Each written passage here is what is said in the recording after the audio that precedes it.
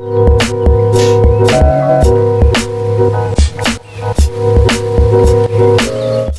guys, welcome back to the channel. I hope you all are doing absolutely fine. My name is Prince and you are watching the Tech Stream. So you have bought a new MacBook and you are facing some problems while getting started? Don't worry, in this video I'm going to share some tips and tricks for macOS which will make your MacBook experience better.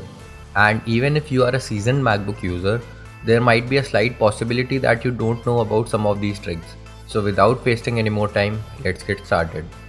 The first thing that you need to do on your Mac or any device for that matter is to turn on dark mode. So to turn on dark mode, go to system preferences and go to general and select dark mode, and this is going to turn on dark mode for almost everything, so your MacBook screen will be less harsh on your eyes. The next thing that you need to do is change the tracking speed of the trackpad, because by default the trackpad is very slow and it takes 2-3 swipes to drag across the screen. To increase the tracking speed, go to system preferences, trackpad, and then increase the tracking speed from here, and now you can see that the cursor is a lot faster and you can reach any point of the screen with just one swipe. And since we are in the trackpad settings, the third thing that you are going to do is turn on tap to click option. By default, if you need to click something using the trackpad, you need to actually click on the trackpad, but after toggling tap to click, you just need to tap on the trackpad to get a click option. I wonder why Apple has not set this feature on by default. Moving on, if you need to drag a window on your Mac, you need to click and drag the trackpad to perform this action, and this gets a little tedious at times. What you need to do is you need to go to system preferences, accessibility, and go to pointer control. Select trackpad options, turn on enable dragging, and select 3-finger drag from here. So now whenever you need to drag a window, you just need to do a 3-finger swipe and it will drag the application window. However, I have disabled this feature because it turns the 3-finger swipe to switch between application to 4 fingers. So if I go to trackpad and more gestures, you can see that the swipe between full screen apps has been changed to 4 fingers from 3 fingers. So I'm going to just toggle it back, and this is why I particularly don't like this. The fifth tip, which is a must have for every new Mac user, is to enable hot corners. So hot corners allow you to trigger 4 different actions just by placing your cursor in one of the top corners of your display. So to enable hot corners, go to mission control and hot corners. As you can see, I like to set up only the right corners. On the top right, I have set mission control, so whenever I drag my mouse cursor to top right, mission control is ready and I can add a new desktop very easily. On the bottom right hot corner, I have set to put the display to sleep. So whenever I need to lock my MacBook, I just need to take my cursor in the bottom right and it will automatically put the display to sleep. Currently there is a limited number of options to choose from, and I hope Apple adds more features here so you can customize hot corners to your liking. So the next thing that we are going to do is about customizing the dock. First thing that we are going to do is clear the dock by removing the less frequently used apps. So I'm going to do that for myself also. You can remove an app from the dock by dragging it to the bin, or you can just right click and remove from dock. So I'm going to just remove the apps from the dock. So I've customized the dock to my liking. So now we are going to the next step, which is disable show recents in dock. So by default what happens is whenever you close an app or even quit an app by holding Command Q, you can see that the app icon still shows in the dock as recent app. I particularly don't like this behavior, and to change this you need to go to system preferences and go to dock and menu bar and simply uncheck show recent applications in dock. So now you can see whenever you close an app, it doesn't stick in the dock and your dock remains clean and uncluttered. The next thing that we are going to do is we are going to resize the dock to our liking. So to resize the dock, you need to go to this little intersection and now click and drag upwards to increase the size of the dock and click and drag downwards to decrease the size of the dock. So just set it up to your liking, and you can also change the position of the dock from here. Since there is much more area horizontally, it is recommended to keep the dock either on the right or the left side of the screen. To change the position of the dock, right click on this intersection, position on screen, and you can change it to left or right according to your preference. I personally like it at bottom only, so I am going to keep it that way. And the reason I keep the dock at the bottom is because I have set the dock to show or hide automatically. So for that you need to go to system preferences, dock and menu bar, and you need to check this options automatically hide or show the dock. So now you can see the dock is gone, and whenever I hover at the bottom of the screen, it comes right up. And we are going to do the same for menu bar also, as it is going to save some space from the top. So while we are in the dock and menu settings, check automatically hide and show the menu bar, and this is going to save a lot of space from the top and bottom, and your display is also going to look clean.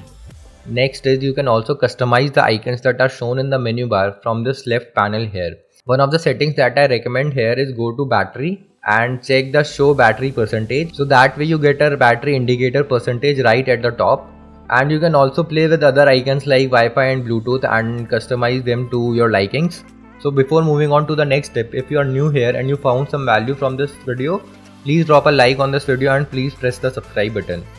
Moving on to the next step. So if you need to change volume or any input or output device, you need to go to the control center and then click on sound, and from here you can change the input or output device. But as you can see, this is not very quick, and you need to go inside control center and then inside sound to just change some sound related settings. So instead of doing that, we can just add sound panel to the menu bar by just dragging this sound bar and dropping it on the menu bar. So now you can easily access your sound settings with just one click. Same way you can add anything from the control center to the menu bar by just dragging and dropping. Now since we are on the menu bar, the next step is to remove the spotlight search icon, as it just takes extra space and is never used from the menu bar. I mean, to use the spotlight feature, everyone uses the command and space keyboard shortcut, and it is much easier that way. So to remove the spotlight search icon from the menu bar, you just need to press command and drag the spotlight icon out of the menu bar. In fact, by using command plus drag, you can change the position of any icon that you see on the menu bar, and you can also remove these icons. The next thing to change is the tabs that you see in the sidebar. So to do just that, you need to go to Finder, Preferences, and under the sidebar section, you can just check or uncheck which tabs you want to see or which tabs you don't want to see. Like, I don't like having the recent tags, I don't use them that often. So just uncheck recent tags, and as you can see, there are no recent tags here. The next Finder trick is related to searching. So by default, whenever you search something in the Finder windows, it will search the whole Mac first, and then only you can switch to search in this current folder. And since this happens every time, it gets a little annoying to change this for every search. We can fix it by going to Finder settings and going to Advanced tab, and under the Advanced tab you need to change when performing a search to search this current folder. Now if you go back and search something, it will search the current folder by default. Another thing that we are going to change in the Finder is that under the view section, we are going to check the show the status bar, and we are also going to check show path bar. So what this does is, it adds two rows at the bottom of the Finder, one of which shows your current path, so it gets easier to track the folder that you are currently in, and the other one shows the other details like the total number of files selected and the space left on your Mac. So both of these additions are really handy. So the next trick is related to screenshot. I take a lot of screenshots on the regular basis, and the shortcut to take a screenshot is Command Shift 3. But every time I take a screenshot, these floating windows appear at the bottom right, and it stays there for 3 seconds, and only after that the screenshot is saved. So I don't want to wait for that long, and to change this behavior we are going to hit Command Shift 5, and under the option section we are going to uncheck show floating window. So now whenever I take a screenshot, it gets saved instantly without any delay. So it saves a lot of time. The next thing we are going to do is disable the screenshot shadow. The default behavior when you take a screenshot of a particular window is that the screenshot that you get has shadows around them, but I don't need those shadows and that extra space. So to remove these shadows, all you need to do is you need to press Option while taking a screenshot of the selected window, and as you can see, the new screenshot doesn't have shadows and it looks much better. And the next step is that, as you can see how cluttered the desktop gets after taking these many screenshots. So there's this feature called Use Stack, which stacks up the same types of files in a folder, and now when you click on this stack, it opens up all the files. If you click the icon again, it gets stacked up. So this trick really helps to clean up the clutter from the desktop. So these were 21 getting started Mac OS tips and tricks, and these were the first initial things that I did on my Mac. So hopefully you would also have learned something new from this video. Comment down if you want another video of this sort, And that's all for this video. Hopefully you liked the video. Smash the like button if you did. Subscribe to the channel for more tech videos. Thank you for watching.